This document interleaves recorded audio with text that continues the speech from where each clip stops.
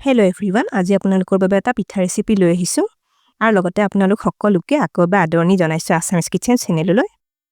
এই পিঠাবিধ খুব কম সময়তে আৰু সহজতে বনাব পৰা যায় আৰু এই পিঠাটো খাবলৈও খুবেই সোৱাদ লগা হয় আৰু এইবাৰ বিহু দিনকিটাত আপোনালোকে এই পিঠাটো বনাই খাই চাব পাৰে। আশা কৰো আপোনালোকে আজিৰ ৰেচিপিটো নিশ্চয় ভাল পাব। তেনেহলে ভিডিওটো শেষলৈকে চাই থাকিব। আজি পিঠা ৰেচিপিটো বনাবলৈ মই ব্যৱহাৰ কৰা ইনগ্ৰেডিয়েন্টছখিনি আপোনালোকে স্ক্ৰীনত দেখিবলৈ পাইছে। প্ৰথমতে কেৰাহী এটাত 2 কাপতকৈ অলপ বেছি পানী দি ললো। এয়া অকণমান নিমখ পানীখিনি দি লৈছো। এই পানীখিনি এতিয়া এবাৰ উতলি আহিব দিম। পানীখিনি দেখিছেনে উতলি আহিছে। এতিয়া পানীখিনি 1.5 কাপ কেঁচা পিঠাগুৰি দি লম। এই পিঠাগুৰিখিনি লগে লগে লৰাই মিলাই থাকিম। ইয়াতে আপোনালোকে যিকোনো ভাত খোৱা চাউলৰ কেঁচা পিঠাগুৰিটো ব্যৱহাৰ কৰিব পাৰে। ইয়াতে মই 1.5 কাপ পিঠাগুৰিৰ বাবে 2 কাপতকৈ অলপ বেছি পানী ব্যৱহাৰ কৰিছো। এয়া পিঠাগুৰি মিশ্ৰণটো প্ৰায় শুকাই আহিব ধৰিছে। এতিয়া 2 চামুচ ময়দা পিঠাগুৰিখিনি দি লম।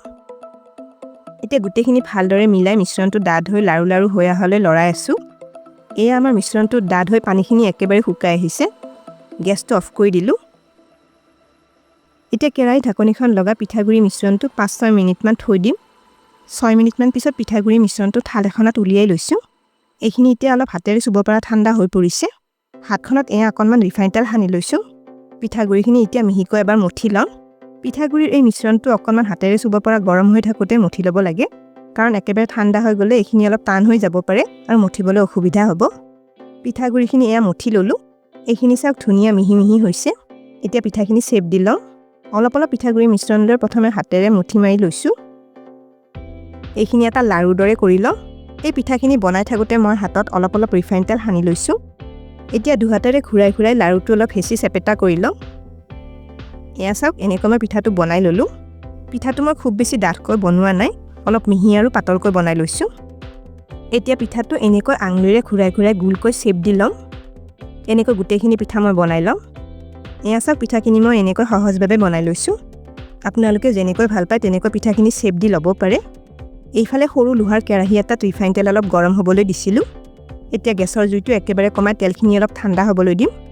অলপ ঠাণ্ডা হোৱাত কেইটামান পিঠা তেলখিনিত এটা এটাকৈ দি লম। ইয়াতে আপোনালোকে পিঠাখিনি ভাজিবলৈ ৰিফাইন তেলৰ সলনি মিঠাতেল ব্যৱহাৰ কৰিবও পাৰে। পিঠাকেইটা কিন্তু তেলখিনি একেবাৰে গৰম হৈ থাকোতে দি ল'ব নালাগে, নহ'লে পিঠাখিনি বেছিকৈ ভাজা গৈ ৰঙা পৰি যাব পাৰে। এতিয়া পিঠাকেইটা এইদৰে 1 মিনিটমান ভাজি থাকিব দিম। এতিয়া কিন্তু পিঠাখিনি লৰাই দিব নালাগে। প্ৰায় 1.5 মিনিটমান পিছত পিঠাকেইটা অলপ লৰাই দিছো। পিঠাখিনি দেখিছেনে অলপ ফুলি আহিছে। পিঠাকেইটা দুইটা ফালে উলুটাই এবাৰ দি লম। এইদৰে পিঠাকেইটা ৰঙচুৱা হৈ অহালৈ কম জুইত 3 মিনিটমান ভাজি লম। 3 মিনিটমান পিছত এয়া আমাৰ পিঠাখিনি ভজা গৈ ধুনীয়া ৰঙচুৱা হৈ আহিছে। এতিয়া গেছৰ জুইটো অলপ বঢ়াই মিডিয়ামত কৰি লৈছো।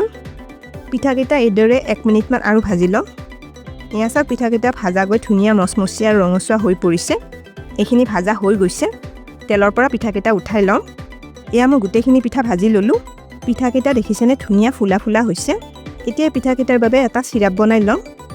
এয়া এটা চচপেনত 1 কাপ মিহিকৈ কাটি লোৱা গুড় দি লৈছো। গুড়খিনিত এয়া 1 কাপ পানী দি ললো।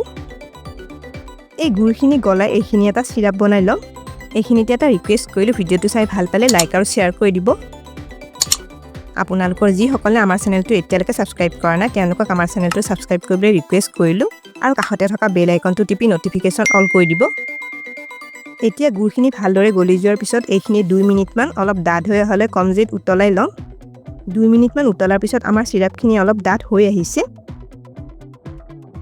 এইখিনি মই আঙুলিৰে অলপ চুই দেখুৱাই দিছো। চিৰাপটো তেল চুলে যেনেকুৱা লাগে তেনেকুৱা হ'লে হৈ যাব। তাতকৈ কিন্তু বেছি ডাঠ হোৱালৈ এইখিনি উতলাই থাকিব নালাগে।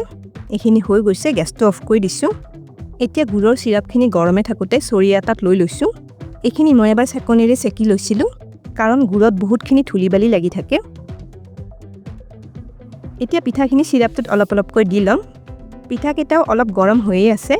এই গুড়ৰ চিৰাপটো কিন্তু ভালদৰে গৰম হৈ থাকোতে পিঠাখিনি দি ল'ব লাগে। এতিয়া পিঠাকেইটা উলুটাই চিৰাপখিনিত ভালদৰে মিলাই লম।